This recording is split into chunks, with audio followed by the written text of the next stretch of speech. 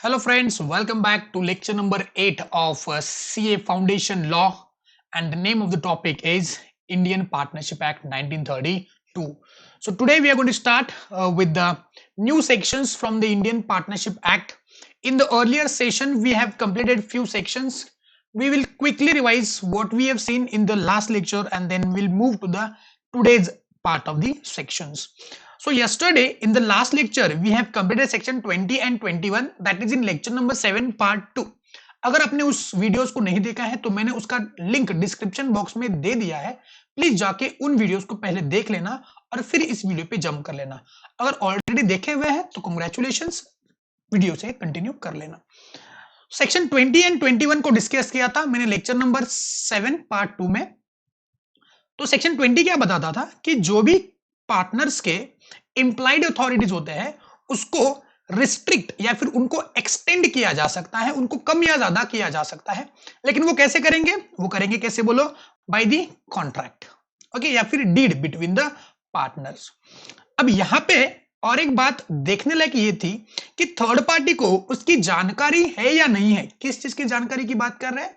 Extension या restriction, जो original rights and duties थे इंप्लाइड, तो उन राइट्स एंड अथॉरिटीज को उन्होंने कम या ज्यादा किया है, इसकी जानकारी थर्ड पार्टी को है या नहीं है, वो बात जरूरी नहीं होती है।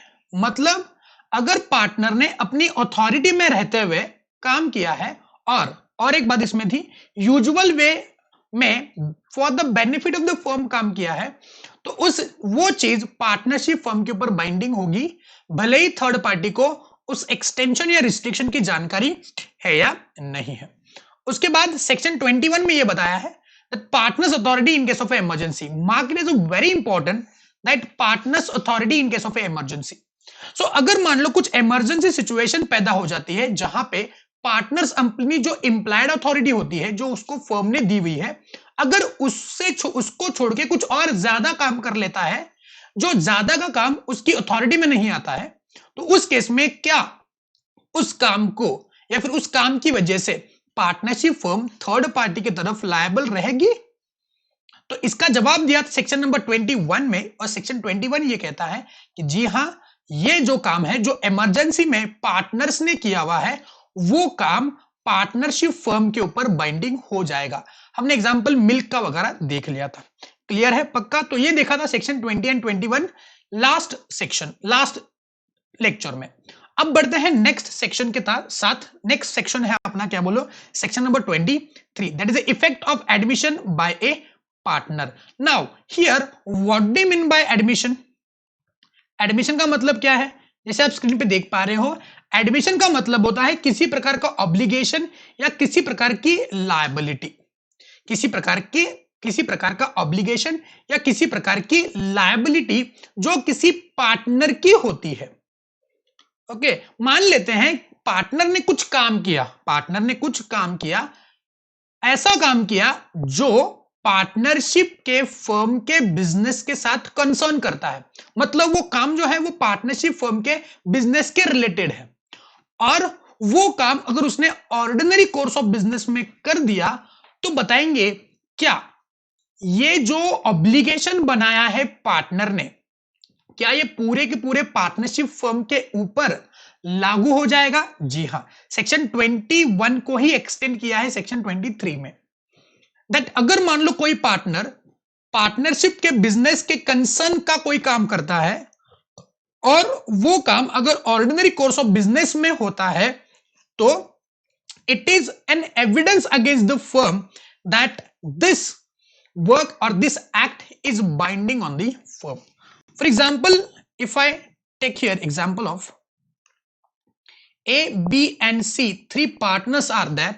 Okay, now A, okay, is entering into contract with the third party, okay, for selling of the rice or whatever business they are into. So if he has made the entry into contract for sale of goods with the third party, that is by partner A, so whether this contract or this act is binding on whole of the firm, that is ABC firm, and that means it is also applicable or it is also applied on ABC individual partners. जी हाँ, because इस contract से जो liability बनेगी to sell the goods to particular person, that is a third person, is on whole firm, not on the A. So it is itself a evidence, that is this contract is itself a evidence that this is binding on the firm. Supposingly on the due date partnership firm fails to supply the goods to this third party, then what will happen? If goods not supplied, then surely third party will go to court. He will go to court, and in the court he will file case on the partnership firm. So when the case will be adjudicated in the court, so whether B and C can say that no, the contract has been entered with A, not with me and C. That is, B is stating that the contract is entered by A and not by us, that is B and C. So you should held A personally liable. So in reply, what third party can say? He can say that, so this is the contract entered between A and B, and A was working on behalf of the partnership firm. So this is the only evidence I am having with which states that this contract is binding on the firm, and that is the case of section number 23. वही हमको section 23 बता रहा है. एक बार पढ़ते हैं फिर और क्लियर हो जाएगा. एन एडमिशन और रिप्रेजेंटेशन मतलब जो भी लायबिलिटी या obligation made by a partner, किसी पार्टनर ने बनाए हैं, concerning the affairs of the firm, partnership firm के अफेयर्स के रिलेटेड है, is evidence against the firm. वो क्या माना जाएगा? पार्टनरशिप फर्म के अगेंस्ट एविडेंस माना जाएगा if it is made in the ordinary course of business. अब इसके लिए भी कंडीशन क्या है कि वो ऑर्डिनरी कोर्स ऑफ बिजनेस में होना चाहिए. अगर मान लो पार्टनरशिप फर्म बिजनेस कर रही है फार्मास्यूटिकल, इसकी बात करिए फार्मास्यूटिकल, ठीक है, और फार्मास्यूटिकल अगर बात कर रही है और मान लो कि वो ए ने कॉन्ट्रैक्ट एंटर किया है विथ ए ने कॉन्ट्रैक्ट एंटर किया है for selling of the vehicles, तो बताएंगे क्या ये फर्म के ऊपर बाइंडिंग है? जी नहीं. Why? Because it is not the ordinary course of business of the partnership firm. So this is the total discussion of section number 23. If I go to analysis, then analysis states that the partner as agents of each other can make binding admissions. Admissions यानी कि obligations, but only in relation to the partnership transaction. But किसके लिए? Only partnership के business के related and in the ordinary course of business. An admission or representation by a partner will not, however, bind the firm if his authority on the point is limited and other party knows of the restriction. Now, this bullet is very important. What is stating that an admission or representation, जो भी obligation है, जो partner ने बनाया है, is not binding on the firm. वो firm के ऊपर binding नहीं रहेगा अगर वो जो उसने काम किया है वो उसके authority में नहीं आता है, उसकी authority में नहीं आता है और उसकी जानकारी अदर पार्टी को है and other party knows about such restriction. For example, again यहां पे एग्जांपल लेते हैं. चलो, ए बी सी 3 पार्टनर है, ठीक है ना. A is authorised to purchase and not sell, वो सेल के लिए ऑथोराइज्ड नहीं है. B is authorised for sell and C is authorised for, बोलो क्या? मार्केटिंग. Yes, very good. अब ए क्या करता है? कॉन्ट्रैक्ट एंटर करता है with D, that is third party, और वो कॉन्ट्रैक्ट किसका रहता है? Contract of sale. अब डी जो है थर्ड पार्टी, वो बहुत सालों से पार्टनरशिप फर्म से कंसर्न है, पार्टनरशिप फर्म के साथ धंधा करता है, और यहां पे डी को पता है कि A is not authorised to sell, is only authorised to purchase. And now tell me whether B and C are liable for this transaction or ABC firm whether is liable. No, here only A that personally liable towards the D, that is third party. Clear? Okay. तो यहां पे क्या बताया है कि third party को अगर इसकी जानकारी है तो उस केस में वो लायबल नहीं रहेगा. Third bullet, the section speaks the admission and representation being evidence against the firm. That is to say, they will affect the firm when tendered by the third party. What is tendered? Tendered यानी कि उन्होंने performance का offer कर दिया. Offer of performance कुछ याद है? नहीं है. टेंडर किया, टेंडर परफॉर्मेंस किया, मतलब they want to perform the contract. by the third party, they may not have the same effect in case of a dispute between the partner themselves. Okay, not so important, इस point को आप निकाल सकते हो. ऊपर के जो 2 point है यहां से आपके सेक्शन 23 के सारे पॉइंट्स क्लियर हो जाएंगे. क्लियर है पक्का? चलो एक काम करेंगे, अभी एग्जाम्पल को पढ़ लेंगे. Come on, read the example at your own. Come on fast. Okay, read the example thoroughly.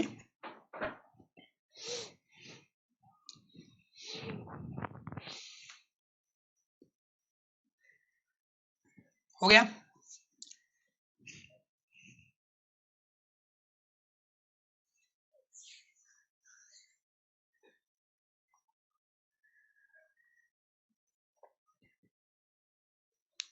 चलो मैं भी पढ़ लेता हूं आपके लिए एक बार. X and Y are partners in the firm dealing in the spare part of the different brands of motorcycles, motorcycle bikes. यानी कि X and Y partners है, वो मोटरसाइकिल्स के पार्ट्स में डील करते हैं, उनका ट्रेडिंग शॉप है जो भी है. Z purchases the spare parts for his Yamaha motorcycle after being told by X that spare parts is suitable for his motorcycle. Now what X is doing? X is admitting the liability or X is making representation, X is making admissions. अब समझे ना, X क्या कर रहा है? Z को बता रहा है कि ये जो पार्ट है, पर्टिकुलर पार्ट है, वो आपके बाइक के लिए सूटेबल है और वो बेच दिया. Now Y is ignorant, Y को तो पता ही नहीं कि X क्या कर रहा है.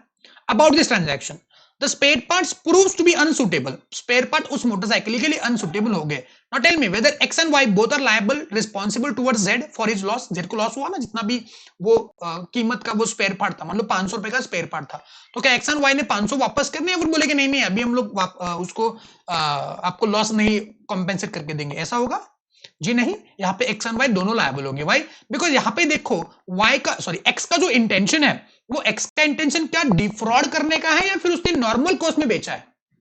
होता है ना कि इस गाड़ी के पार्ट उस गाड़ी को, उस गाड़ी के पार्ट इस गाड़ी को चल जाते हैं, तो उसने उसी मुताबिक क्या कर दिया, अपने एक्सपीरियंस से बोल दिया कि हाँ ये पार्ट चल सकता है आपकी गाड़ी में.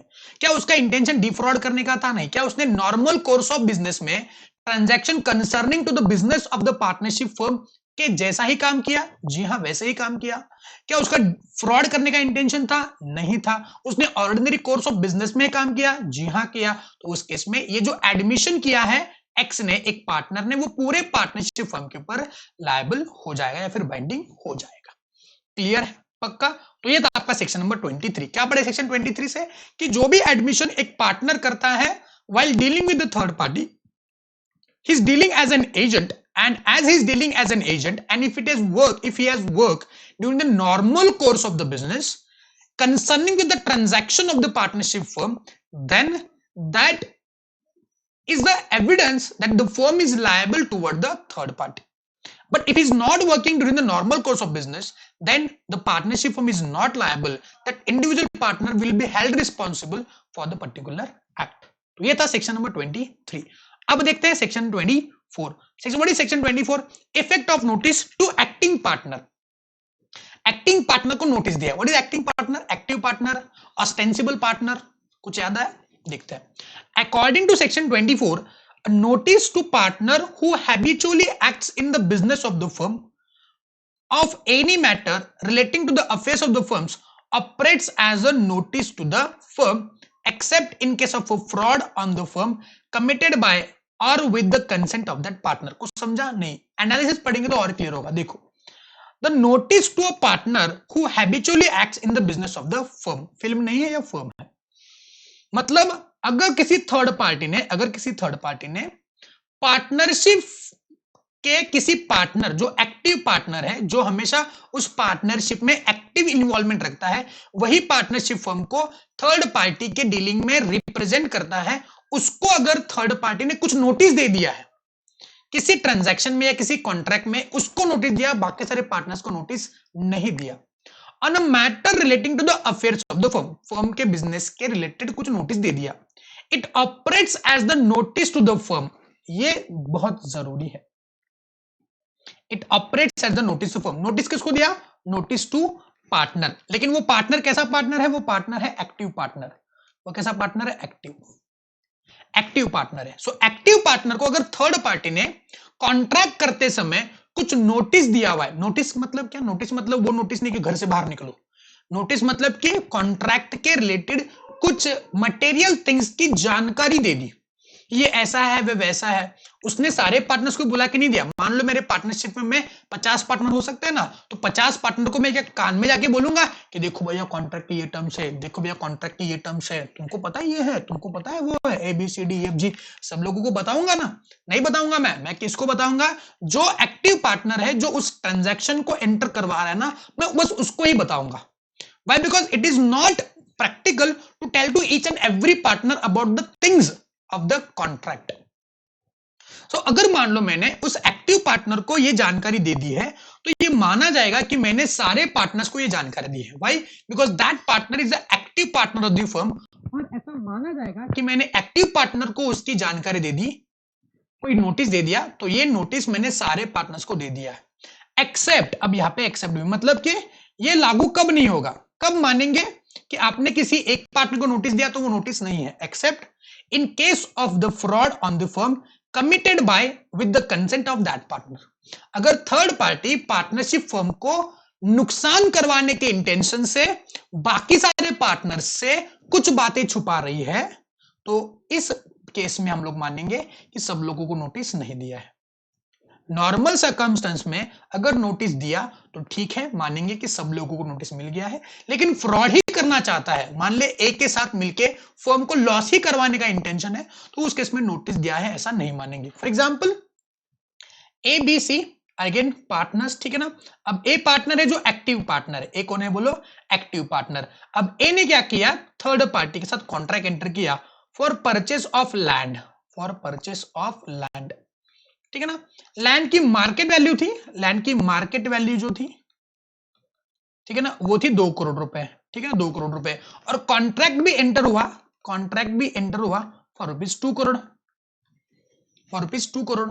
And A is authorised to purchase the immovable property. ये तो बात फिक्स्ड, ये बैक ऑफ द माइंड रख देना। तो बताएंगे क्या ये जानकारी बी और सी को देना जरूरी है कि देखो हमने ये लैंड है, ये 2 करोड़ का वैल्यू है, मार्केट वैल्यू नहीं है, बस कॉन्ट्रैक्ट एंटर कर रही है, बी और सी को पता है। लेकिन कॉन्ट्रैक्ट के अंदर जो भी बातें इंपॉर्टेंट है वो बातें किससे डिस्कस होगी?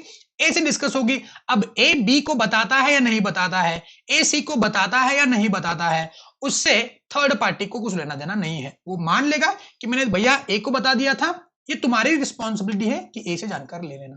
बी बाद में ऐसा नहीं बोल सकता कि तुमने हमको बताना चाहिए था। अब यहाँ पे बी और सी 2 है, जैसे कि मैंने अभी बोला कि 50 पार्टनर रहेंगे तो 50 पार्टनर को बोलना थोड़ा ना प्रैक्टिकेबल रहेगा, ठीक है।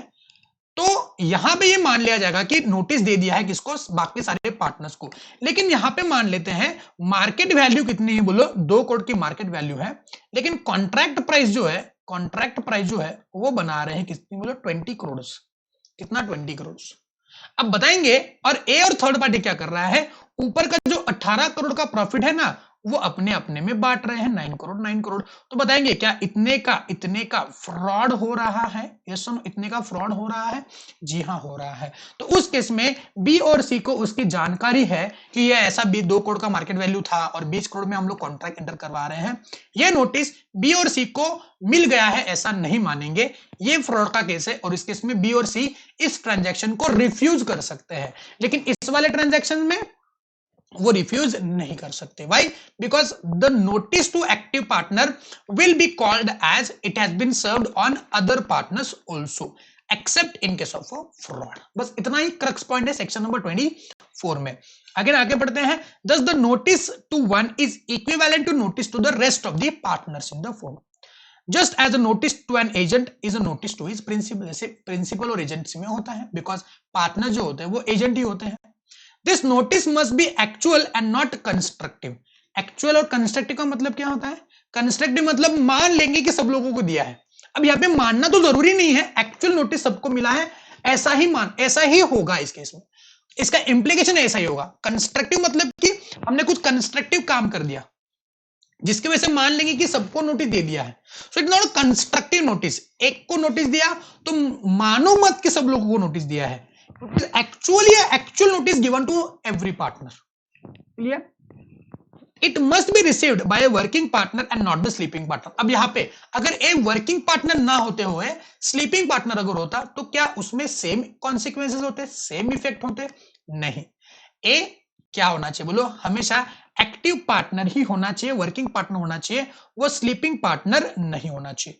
It must further relate to the business, firm's business. Again ये तो बात इंप्लाइड है कि ये जो ट्रांजैक्शन है वो फर्म के बिजनेस के लिए होनी चाहिए, and only then it would be constitute the notice to the firm. Clear है, पक्का? चलो अभी काम करेंगे, एग्जाम्पल को पढ़ लेंगे। Come on, read the example. दो एग्जाम्पल दिए यहाँ पे, ये एक एग्जाम्पल है और ये एक एग्जाम्पल है, दोनों एग्जाम्पल को पढ़ लेना, कम ऑन, समझ आ जाएगा, डोंट वरी।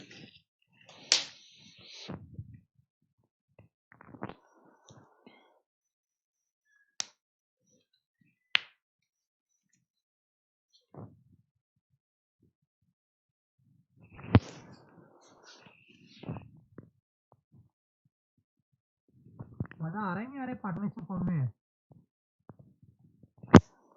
और मजे रुकेंगे, बस साथ रहना मेरे।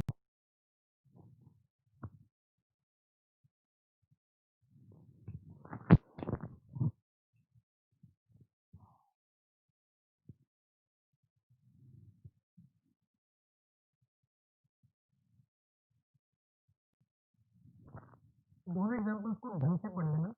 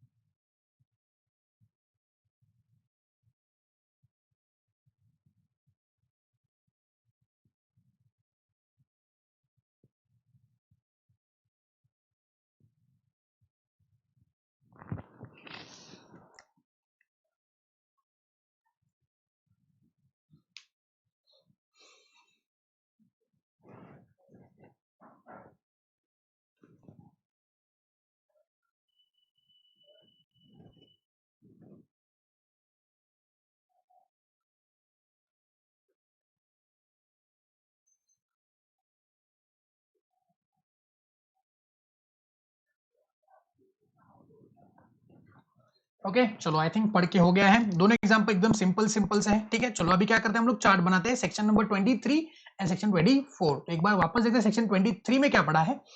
सेक्शन 23 में क्या पढ़ा है बच्चों, हमने ये पढ़ा है कि कोई भी एडमिशन अगर पार्टनर करता है concerning the affairs of the firm and in the ordinary course of business, so it is the evidence against the firm that this has been applicable on the partners. Okay, यहाँ पे एक और बात जो bullet number 2 थी वो important थी, क्या थी बोलो, कि ये बाइंडिंग नहीं होगा पार्टनरशिप फर्म के ऊपर अगर मान लो वो जो काम था वो पार्टनर्स के अथॉरिटी के बियॉन्ड था और इसकी जानकारी थर्ड पार्टी को थी। तो ये था सेक्शन 23। तो यहाँ पे बनाता हूं मैं सेक्शन 23 का चार्ट। सेक्शन 23 दो चार्ट बनाएंगे, सेक्शन 23 मतलब एक ही चार्ट में दो ब्रांच बनाएंगे, सेक्शन 23 एंड सेक्शन 24। सेक्शन 23 क्या बताता है आपको, बताओ चलो कम ऑन। पहला क्या है बोलो, एनी एडमिशन और रिप्रेजेंटेशन के ब्रैकेट में लिखना है obligation bye a partner, bye a partner. Okay, लेकिन ये ऑब्लिगेशन कैसा होना चाहिए बोलो, concerning business of the firm, business of the firm and in ordinary course of business, and in ordinary course of business। so यहाँ पे हम लोग क्या लिखेंगे, it is the notice or it is the evidence against the firm, evidence against the firm that it is binding against firm as well as all partners, firm as well as all partner। लेकिन यहाँ पे note क्या लिखेंगे हम लोग, come on note क्या लिखेंगे, note पे नोट क्या लिख सकते हैं, note if act, or I can say if representation or admission, representation or admission is beyond the limit of authority of partner and it is known to third party, then it is not binding on partners or on firm, on firm। Okay, ये था section 23। अब what is section 24? Yes come on, section 24 बताएंगे मुझको। 24 किस चीज का था बताओ? लिखने का नहीं, जो मैं लिख रहा हूं ना उस पर ध्यान देंगे, लिखने का काम बिल्कुल नहीं करना। लिखने का काम अगर करोगे तबाही मच जाएगी, इधर बोल रहा हूं मैं। 24 तो effect of notice to acting partner. Okay, मतलब क्या लिख रहे हैं कि if third party dealing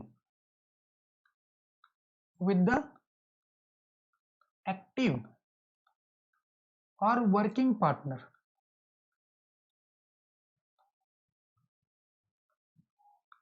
any notice given to active or working partner will be termed as notice to all other partners and firm। Okay, but condition is that notice, if notice is given, if notice is given to किसको बोलो, to sleeping partner, sleeping or non-working partner, to non-working partner, then it will not be treated, it will not be treated as a notice to all partner or four। Okay, तो ये था section number, क्या बोलो, section number 23 and 24। चलो come on, right it down, section 23 and section 24, come on. सारी बातें cover हो चुकी है 23 एंड 24 में, come on right it down. Heading लिखना 23 एंड 24, फिर उसके बाद 23 लिखेंगे, सारी बातें लिखेंगे, स्क्रीन पे दिख रहा रहेगा आपको, साइड बाय साइड लिखेंगे तो चलेगा। तो एक काम करो, सेक्शन 23 पहले लिख दो, कम ऑन 23 पहले लिख दो।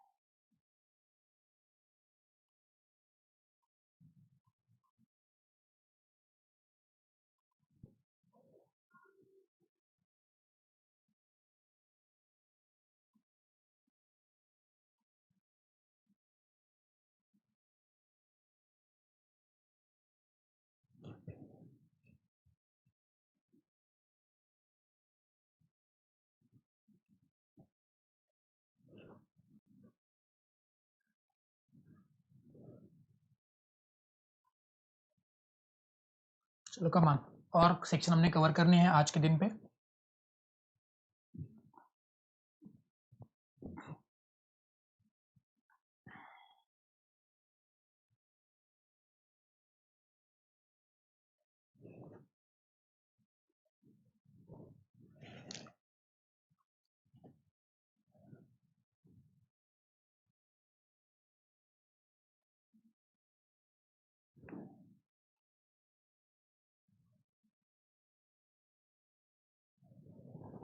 ये नोट जो है वो बहुत ही इंपॉर्टेंट नोट है, तो इस नोट को जरूर कॉपी करना, बिकॉज इंस्टीट्यूट आपको इसी पे सवाल पूछने के चांसेस ज्यादा है। मतलब मैं नहीं बोल रहा हूँ कि इसी के ऊपर आएगा, हो सकता है इसके ऊपर सवाल पूछे, बिकॉज इंस्टीट्यूट क्या करती है, छोटी छोटी बातें जो बहुत ही इंपॉर्टेंट है, जो नहीं समझती है, उसके ऊपर ही सवाल पूछती है।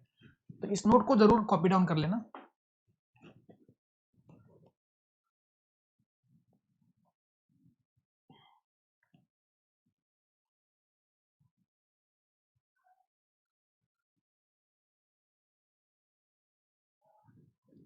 ओके चलो, अगर हो गया है तो सेक्शन 24 को भी लिख देना।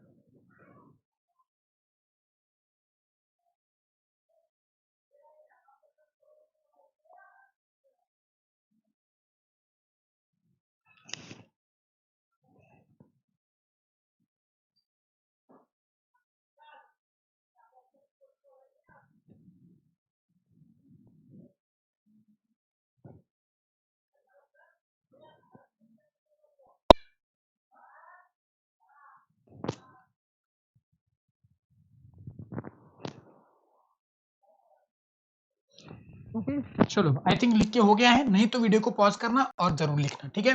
चलो उसके बाद बढ़ते हैं अपना नेक्स्ट सेक्शन, ओके, जो है I think next part of the section है सेक्शन 25 टू सेक्शन 27। सर बीच का सेक्शन किधर गया सर? ओके, मतलब 25, 26, 27 ऐसा ये है, 25 टू 27 ऐसे, मतलब 25, 26 और 27, ओके, इस प्रकार से ये सेक्शन का रेंज आएगा। तो what is the heading of this bunch of section 25 to 27 में क्या बताया है? यहाँ पे वो बता रहे हैं, अरे ये क्या हुआ भाई, आजा आजा आजा, यस, होता है बड़े बड़े क्लास में ऐसी छोटी छोटी बातें होती रहती हैं। तो liability towards the third party, okay, third party की तरफ क्या liability. Now the question of liability of partners to the parties may be considered under different heads as follows। अब यहाँ पे heads है, मतलब ये जो डिस्कशन हुआ है वो कैसे हुआ है, सेक्शन 25 में एक डिस्कशन हुआ है, उसके बाद सेक्शन 27 में एक डिस्कशन होगा अपना, ठीक है, और उसके बाद सेक्शन नंबर 27 में एक डिस्कशन होगा, और फिर यहाँ पे ये सेक्शन खत्म हो जाएगा, या फिर ये पार्ट जो है वो खत्म हो जाएगा। क्लियर है किस प्रकार से पढ़ने वाला है? तो अपना हेडिंग क्या होगा बोलो, liability towards the third party. मतलब थर्ड पार्टी की तरफ लायबिलिटी जो है वो तीन पार्ट में डिवाइडेड है, 25, 26 एंड 27 में। क्लियर, पक्का? तो ये बंच हम लोग कवर करेंगे, फिर अपना ये जो liability toward the third party है वो कवर हो जाएगा। क्लियर है? क्या बता रहे हैं, पढ़ते हैं। Now, every partner is jointly liable jointly with all other partners and also severally for all acts of the firm done while the partner, while he is a partner. Means यहां पे वो बात कर रहे हैं ज्वाइंट एंड सेवरल लायबिलिटी की. Joint and several. Now what is the joint and several? Nothing but that all partners are equally liable towards the activities done by all the partners which is made on behalf of or by using the name of the partnership firm. Partnership firm के नाम का इस्तेमाल करके partners ने किए हुए सारे activities, सारे कॉन्ट्रैक्ट, सारे obligations, representations, admissions are binding on all the partners jointly and severally.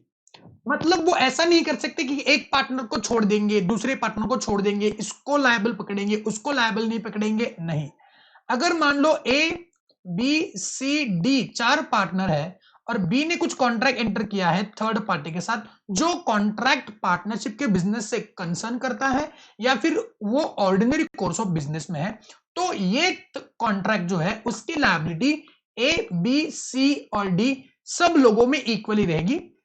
हाँ, अगर मान लो कुछ और रेशो से उन्होंने इस लायबिलिटी को फिक्स किया है तो उस रेशो से होगा, लेकिन लायबिलिटी तो सबकी रहेगी. तो इस पॉइंट से सेक्शन 25 से एक ही क्रक्स पॉइंट हमको मिलता है, वो है that all partners are jointly liable,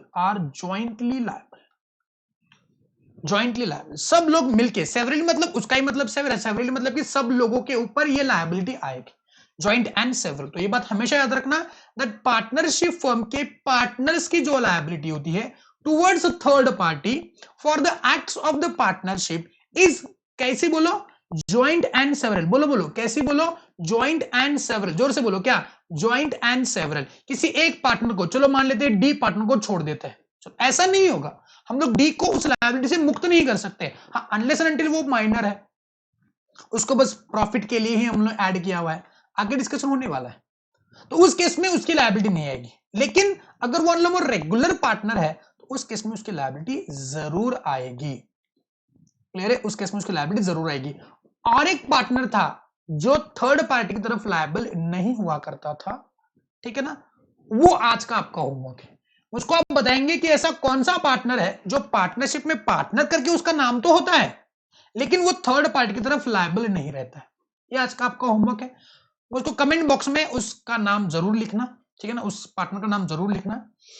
इस वीडियो के कमेंट बॉक्स में मुझको कमेंट करके बोलना कि क्या वो कौन सा पार्टनर था जो थर्ड पार्टी की तरफ लायबल नहीं है लेकिन वो पार्टनर है.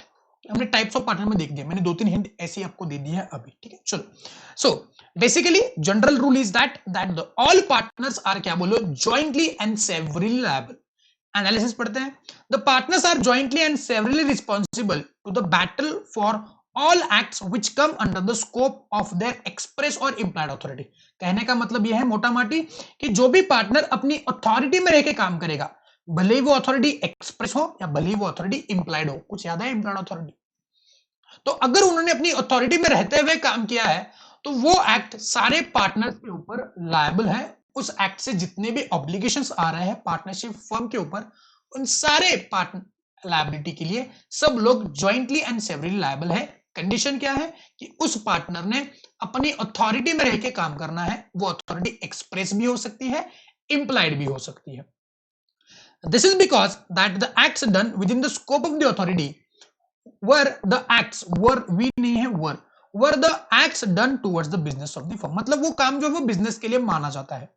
The expression of act of the firm connotes any act or omission by all the partners or by any partner or the firm which gives rights enforceable against or by the firm. Right enforceable by or against the firm. मतलब ये जो act of the firm है इसका मतलब क्या है? Connotes मतलब इसका meaning क्या है? Any act or omission, कोई भी act या कुछ काम ना करना, omission, by all the partners or any partners which gives right, which gives जो काम पार्टनरशिप फर्म को ये राइट देता है या फिर थर्ड पार्टी को राइट देता है कि वो एनफोर्स करे पार्टनरशिप फर्म के ऊपर या पार्टनरशिप फर्म थर्ड पार्टी के ऊपर एनफोर्स करे. फॉर एग्जांपल, पार्टनरशिप फर्म के किसी पार्टनर ने सेल का कॉन्ट्रैक्ट एंटर किया है तो थर्ड पार्टी के पास ये राइट मिल जाता है कि वो उस कॉन्ट्रैक्ट को एनफोर्स कर सके अगेंस्ट द पार्टनरशिप फर्म।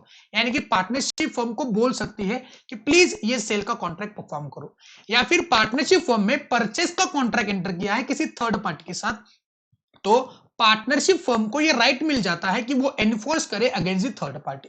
तो इसका मतलब है बाय और against the firm, partnership firm ने एनफोर्स करना है या पार्टनरशिप फर्म के अगेंस्ट एनफोर्स करना है। इसको बोलते हैं एक्ट्स ऑफ द फर्म, जो कि सारे पार्टनर्स ने किया है या फिर किसी एक पार्टनर ने पार्टनरशिप के फर्म के बिहाफ पे किया हुआ है। सबके लिए पार्टनर्स की लायबिलिटी जॉइंट एंड सेवरल रहती है।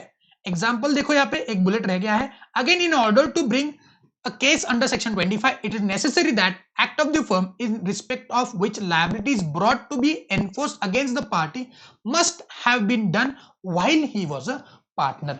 यानी कि ये बुलेट बहुत ही इंपॉर्टेंट है, जो भी वो पार्टनर काम कर रहा है, he should be partner at the time when he is performing that activity, when he is entering into contract with the third party।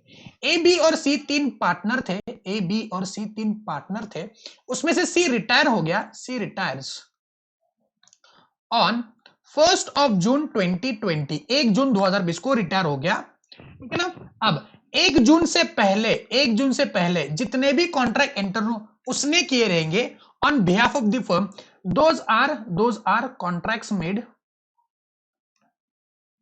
During this period of time are binding on the firm, binding on firm as well as all partners. But suppose he is entering into contract in this period, that is this period, okay। और ये date है, मान लेते हैं on 2 June, luggage दूसरे दिन पे अगर उसने थर्ड पार्टी के साथ कुछ कॉन्ट्रैक्ट एंटर किए हैं in the name of firm, then whether these contracts are binding on the firm, so no, these contracts, no contracts are binding on firm as well as on partners। Clear, झेपिया, पक्का। तो यहाँ पे ये बहुत ही important है that जो भी वो काम कर रहा है, जो भी कॉन्ट्रैक्ट एंटर कर रहा है, वो कैसा होना चाहिए, बोलो, he should have been done while he was a partner, okay। Example देखो, certain persons were found to have been partners in the firm when the acts constituting an infringement of trademark by the firm took place। अब what is infringement of trademark, मतलब trademark का जो है वो गलत इस्तेमाल किया, ट्रेडमार्क का गलत इस्तेमाल किया। फॉर एग्जांपल मान लो कि हमने दिख रहा पार्ले जी है, फिर हम लोग बात करते हैं पार्ले जी छोड़ो, कोई भी ट्रेडमार्क ले लेते हैं, ट्रेडमार्क किसका ट्रेडमार्क लेते हैं हम लोग, क्या कहते हैं, मैकडोनल्ड्स का ट्रेडमार्क देते हैं, ठीक है ना। तो चलो, सो क्या ये मैकडोनल्ड्स का ट्रेडमार्क है जो आपको स्क्रीन पे दिख रहा है, यस और नो, कि ये मैकडोनल्ड का ट्रेडमार्क है, यस और नो। अब ये मैकडोनल्ड के नाम के आगे कुछ आर लिखा हुआ है, आपको मेरा हाथ दिख रहा है क्या, मेरा हाथ, ये आर दिख रहा है, व्हाट इज आर, आर माने के रजिस्टर्ड। तो किसी भी नाम के आगे आर लिखा हुआ है या फिर किसी के लोगों के नाम पे लोगों के नाम के आगे अगर आर लिखा हुआ है तो समझ लेना है कि उसने ये जो ट्रेडमार्क है, उसने ये जो नाम है या फिर उसने ये जो लोगो है वो अपने नाम पे रजिस्टर करवाया है।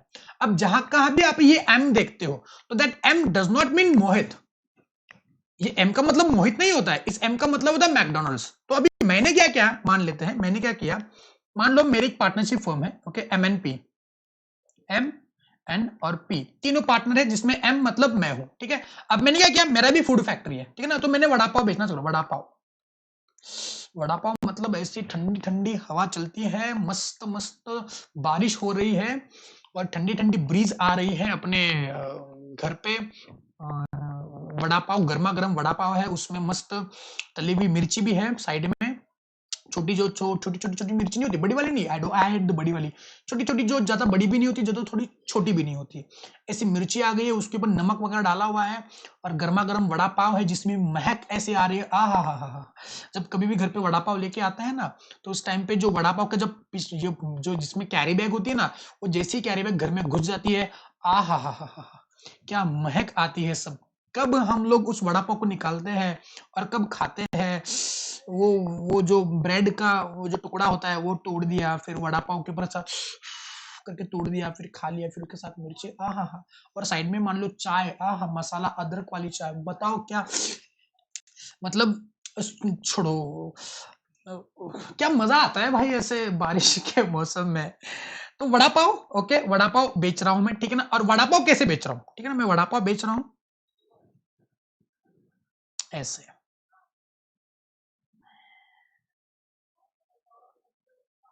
या मैकडोनल्ड्स अपने अपने क्लास में, जैसे कल हम लोग किसको लेके आए थे बेटा,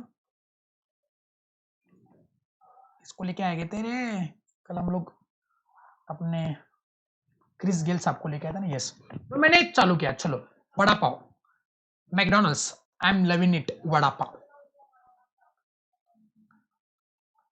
ठीक है ना। तो ये मैंने क्या कर दिया, ये मैंने अपना लोगो लगा दिया, ठीक है ना, अपने पार्सल के नाम पार्सल पे चिपकाता हूँ, अपने ऑफिस के बाहर मैंने, ऑफिस नहीं, ऑफिस का पे बोल रहा हूँ सॉरी, मैंने वड़ा पाव के ठेले के बाहर मैंने अपना लगा दिया ये बोर्ड, ठीक है ना, एम मैकडोनल्ड्स। अब सब लोग देख रहे भाई ये तो मैकडोनल्ड्स का वड़ा पाव लग रहा है, लोगों को क्या लगेगा ये मैकडोनल्ड्स वड़ा पाव बेच रहा है, तो बताएंगे मेरा सेल बढ़ेगा नहीं बढ़ेगा, लोग आ रहे हैं, सही बात है। तो बताएंगे क्या मैंने मैकडोनल्ड्स का ट्रेडमार्क का इन्फ्रिंजमेंट किया, तो इसको बोलते हैं इन्फ्रिंजमेंट, मतलब मैंने ट्रेडमार्क का गलत इस्तेमाल किया, ओके। इन्फ्रिंजमेंट मतलब क्या, गलत इस्तेमाल करना, okay. Without authority, using using trademark without authority, without what authority, without authority. तो मैंने अगर विदाउट अथॉरिटी ट्रेडमार्क इस्तेमाल किया है, फर्म ने इस्तेमाल किया है, it was held that they were liable for damages arising out of the alleged infringement. It is it being immaterial that the damages arose after the dissolution of the firm. मतलब क्या बोल रहे हैं कि certain persons are found to have been the partners, जो partners है उन्होंने क्या किया है, इन्फ्रिंजमेंट किया है ट्रेडमार्क का, तो क्या बताएंगे पार्टनर्स लायबल रहेंगे, जी हाँ रहेंगे। लेकिन यहाँ पे और एक बात बोलिए, हाँ चलो एमएनपी जो पार्टनरशिप फर्म में काम कर रहे हैं सब लोग, अगर मैकडॉनल्ड्स ने मेरे पर केस ठोक दिया कि ये हमारा नाम इस्तेमाल कर रहे हो तो, और हमको हर्जाना करके डैमेज करके 1 करोड़ रुपए चाहिए, तो 1 करोड़ रुपए मेरे फर्म ने दे देने, समझे नहीं समझे। अब चलो मान लेते हैं कि मैं जो हूं मैं 1 जून 2020 को रिटायर हो गया, ठीक है ना, और ये जो काम हुआ था वो होता 31 मई को, तो बताएंगे क्या मैं लायबल रहूंगा, जी हाँ रहूंगा। चलो मान लो ये काम हुआ है 2 जून 2020, तो जैसे मैं चला गया उन्होंने दूसरे दिन वो मैकडॉनल्ड्स का पोस्टर लगा दिया अपने इसके बाहर, दुकान के बाहर, वड़ा पाव के ठेले के बाहर, तो मैं लायबल रहूं क्या, नहीं रहूंगा, क्लियर है।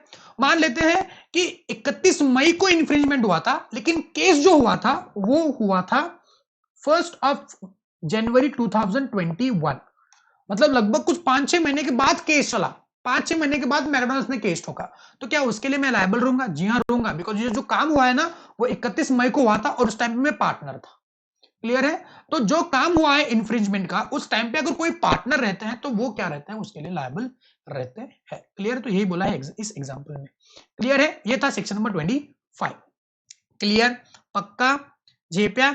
अब देखते हैं सेक्शन नंबर 26 क्या कह रहा है, where by the wrongful act और the omission of the partner in the ordinary course of the business of the firm और with the authority of his partner any loss और injury is used to any third party, यानी कि किसी को हो गई है, any penalty is incurred the firm is liable therefor to the same extent as a partner. मतलब अगर मान लो पार्टनर से काम करते समय ऑर्डिनरी कोर्स ऑफ बिजनेस में क्या हो जाए बताओ, बोले रॉन्गफुल या ओमिशन हो जाता है, मतलब गलती हो जाती है। अब इंसान तो गलतियों का पुतला होता है भाई, किससे नहीं होती है। मैं आपसे पूछना चाहता हूं क्या आपने अपनी लाइफ में कभी गलती नहीं किया, जी हाँ जरूर किया, और काम करेंगे तभी तो गलती होगी ना, जो काम नहीं करेगा उसकी गलती थोड़ी ना होगी। अरे जो होमवर्क करेगा उसका ही होमवर्क गलत हो सकता है ना, जो होमवर्क करेगा ही नहीं उसका तो होमवर्क गलत या सही होने का सवाल ही पैदा नहीं होता है, क्लियर है, पक्का। तो यहां पे क्या कह रहे हैं ये लोग कि कोई भी ऐसा काम एक पार्टनर ने किया जो गलत साबित हुआ, लेकिन वो काम कैसा था बोलो, ऑर्डिनरी कोर्स ऑफ बिजनेस में था, उसने जानबूझ के गलती नहीं किया है भाई, गलती से मिस्टेक हो गई, कैसी बोलो, गलती से मिस्टेक, गलती से मिस्टेक, यही उम्र है कर ले गलती से मिस्टेक, ऐसी गलती से मिस्टेक होगी भाई, हो सकता है गलती हो सकती है।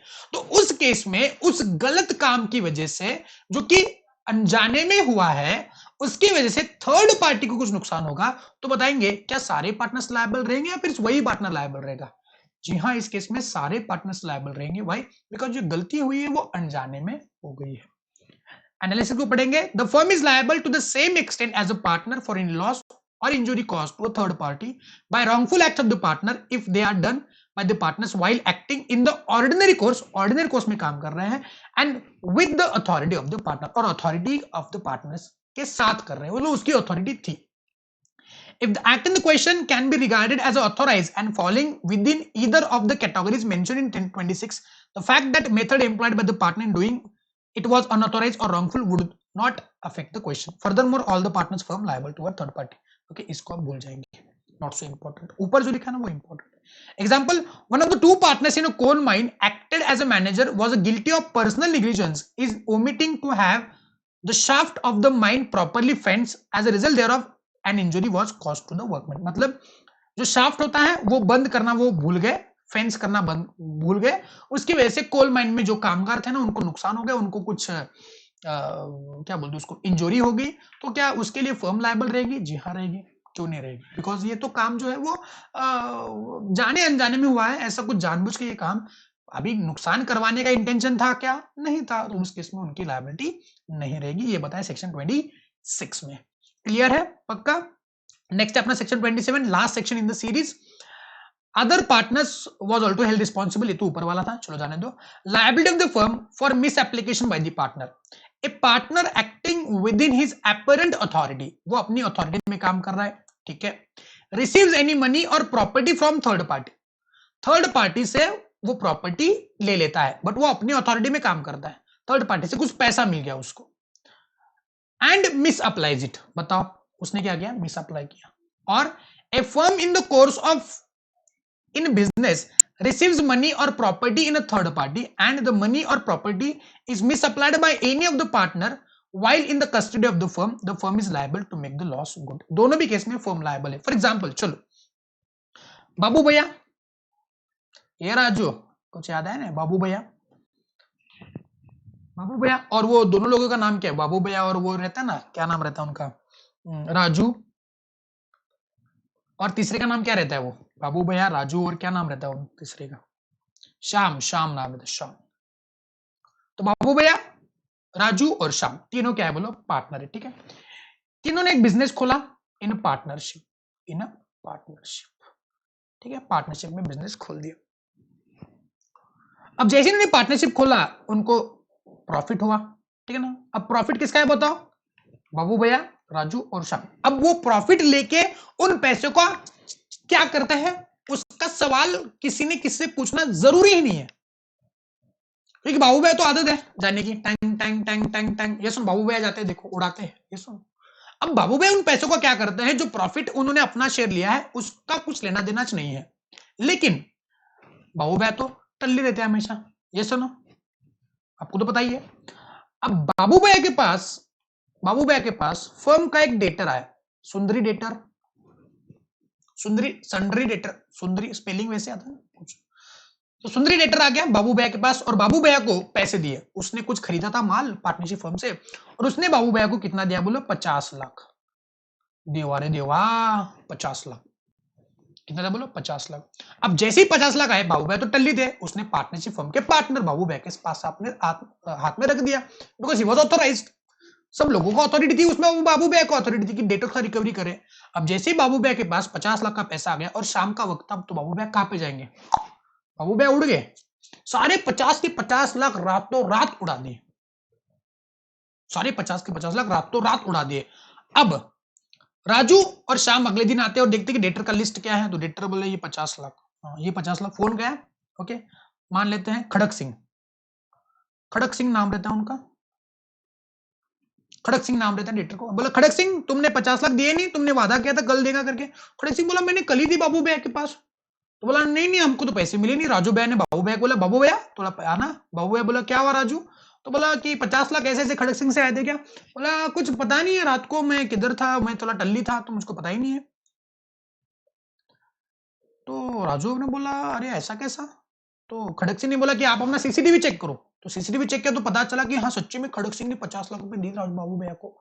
अब बताएंगे क्या राजू और श्याम खड़क सिंह से और 50 लाख मांग सकते कि तुमने हमको देना चाहिए था, बाबू भैया को क्यों दिया? वो ऐसा नहीं कर सकते. ये जो लॉस है वो तीनों ने बेयर करना है. तो यहाँ पे यही बोला है कि अगर मान लो पार्टनर अपनी अपरेंट अथॉरिटी में काम करता है और कुछ पैसे या कुछ प्रॉपर्टी रिसीव करता है थर्ड पार्टी से, और उसको अगर वो मिस अप्लाई कर देता है तो उस केस में firm is liable to make the loss good. अगर थर्ड पार्टी को नुकसान होता है, अब अपने केस में कुछ नुकसान तो हुआ ही नहीं है, लेकिन थर्ड पार्टी को नुकसान होता है तो वो भरपाई करके देनी है। क्लियर है? फॉर एग्जाम्पल मान लो यहाँ पे बाबू भैया ने क्या किया है, कुछ एडवांस रिसीव किया है या फिर डिपॉजिट रिसीव किया है। अब होता है ना कि अगर मान लो आपको हमारे साथ कुछ काम करना है तो आपने हमको डिपॉजिट देना है, तो ऐसे किसी कस्टमर से उन्होंने डिपॉजिट ले लिया और वो डिपॉजिट उड़ा दिया। अब बताएंगे after the work get finish क्या डिपॉजिट वापस कर देना है? जी करना है, लेकिन बाबू भैया ने तो उड़ा दिया है। तो बताएंगे क्या डिपॉजिट वापस करने की जिम्मेदारी तीनों लोगों की है? जी हाँ। क्लियर है? Next one, firm in the course, अब बाबू भैया को नहीं, फर्म को पैसा मिला, फर्म के अकाउंट पे डिपॉजिट हुए। बाबू भैया के हाथ में पैसा देना और बैंक के अकाउंट में डिपॉजिट करना, ये अलग बात है।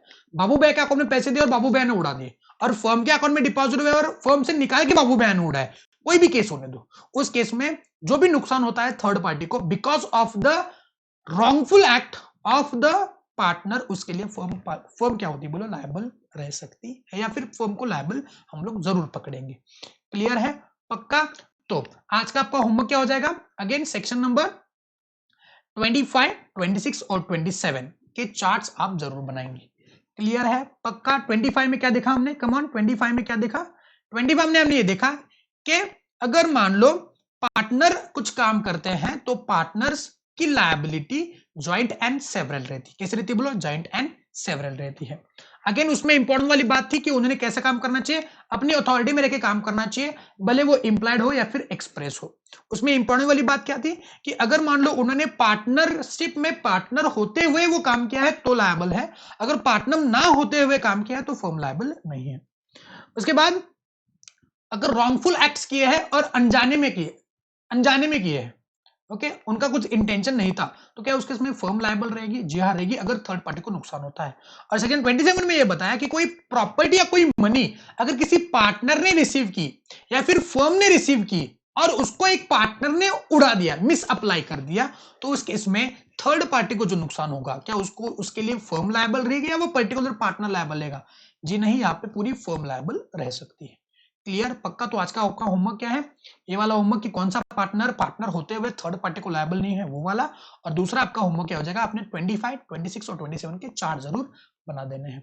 क्लियर है? पक्का? और एक बात बोलना मैं भूल गया, यहाँ पे जो भी एग्जाम्पल्स है जहाँ पे मैंने ऐसे लिखे हुए ना, इधर ये वाला एग्जाम्पल लिखा है, ये वाला एग्जाम्पल लिखा है, ये वीडियो को रिवाइंड करना और जहां जहां पे मैंने एग्जाम्पल लिखे थे ना वहां पे आपने सेक्शन 26 का एग्जाम्पल क्या है, 27 का एग्जाम्पल क्या है, सेक्शन 20 का एग्जाम्पल क्या है, 21 का एग्जाम्पल क्या है, 22, 23 का एग्जाम्पल क्या है, वो उसके नीचे आपने वीडियो को पीछे जाके ड्रैग करके लिखना है जहां पे मैंने लिखा था। अगर आपने ये एग्जाम्पल नहीं लिखे तो वेरी गुड, लिखे तो कॉन्ग्रेचुलेशन, आप पास हो। लगभग 10 से 20% लोग ही पास होते हैं और 10 से 20% लोग ही अपने होमवर्क को पूरा करते हैं। तो जो होमवर्क पूरा करेगा वेरी गुड, आप पास हो, और जो होमवर्क नहीं करेगा ऑल द बेस्ट, भगवान आपका भला कर दे। तो with this will stop over here, will meet in the next session of the partnership act with the new sections. Okay, till then आपने होमवर्क पूरा कर देना है। बाय बाय, सावधान रहना, सतर्क रहना।